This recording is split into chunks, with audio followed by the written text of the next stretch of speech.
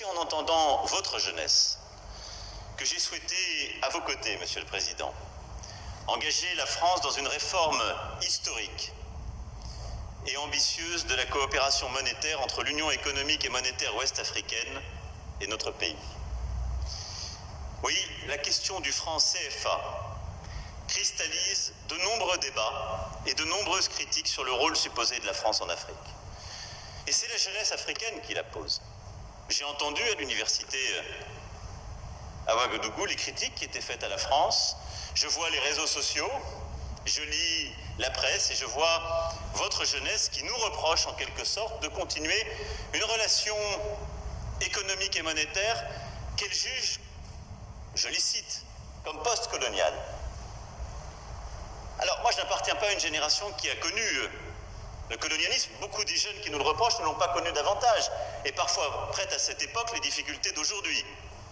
Donc rompons les amarres, ayons le courage d'avancer, de regarder et de bâtir ensemble en effet un partenariat décomplexé. La France n'a rien à cacher, n'a aucun privilège à avoir. Elle n'a qu'à aider ses frères, ses sœurs à réussir et cette jeunesse africaine à conquérir son avenir. C'est pourquoi j'ai souhaité pouvoir mettre à plat l'ensemble des sujets pour écrire une page nouvelle de notre histoire commune qui mette fin aux oripeaux du passé, aux malentendus, parfois à des dispositifs qui n'avaient plus beaucoup de sens, et qui permettent aussi de bâtir une plus grande intégration régionale, car l'avenir de cette jeunesse de vos pays est dans une plus grande intégration régionale qui permettra davantage de circulation et une plus grande stabilité des économies entre elles. Et je sais ô combien, cher Président, c'est votre ambition, votre souhait et presque l'ouvrage de toute une vie professionnelle. C'est aussi pour cela que j'ai souhaité accompagner la réflexion engagée par les chefs d'État de l'UEMOA et le président Ouattara en particulier pour réformer le franc CFA. Et je suis très heureux aujourd'hui d'être à ses côtés pour ensemble annoncer cette réforme historique majeure. Cette réforme vise à franchir ensemble une nouvelle étape. Vous en avez rappelé les piliers à l'instant, cher Alassane. Le président Ouattara et les chefs d'État de l'UEMOA ont fait le choix de préserver ce qui fait la force et la stabilité macroéconomique de l'UEMOA, à savoir la parité fixe de la monnaie commune avec l'euro, d'une part, et la garantie de la France, d'autre part. C'est leur choix, c'est leur demande, explicitement énoncée par le président Ouattara. La France le soutient, nous l'acceptons et nous serons au rendez-vous.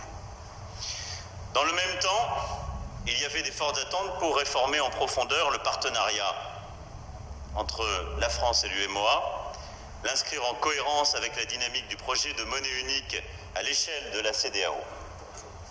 L'ECO. Cette monnaie verra le jour en 2020. Je m'en félicite. Elle sera l'outil de cette intégration. Le président Ouattara a évoqué la question du nom.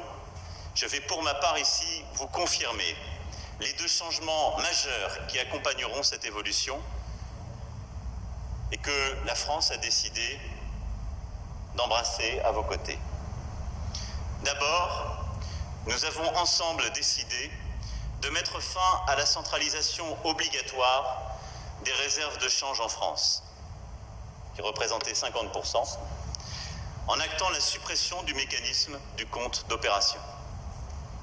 J'avais entendu ô combien, à la fois le compte d'opération et ses réserves obligatoires sur le compte spécial du Trésor étaient un souci, un sujet de crispation.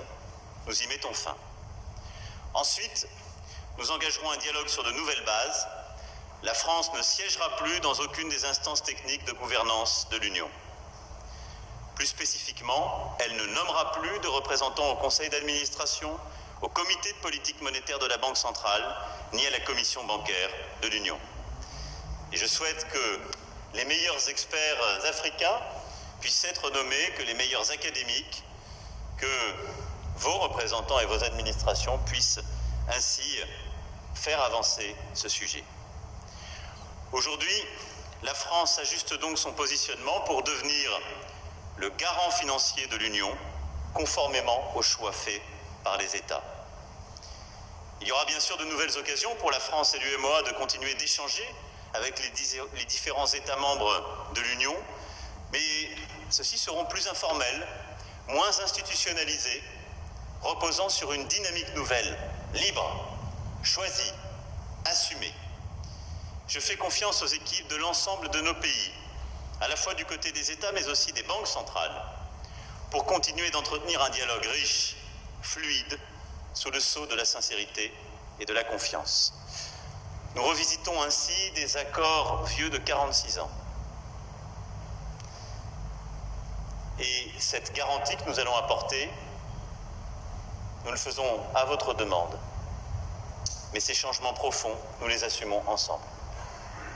Enfin, avec le président Ouattara et l'ensemble des États de l'UEMOA, nous avons tenu à ce que ces évolutions soient rapidement transcrites dans les textes.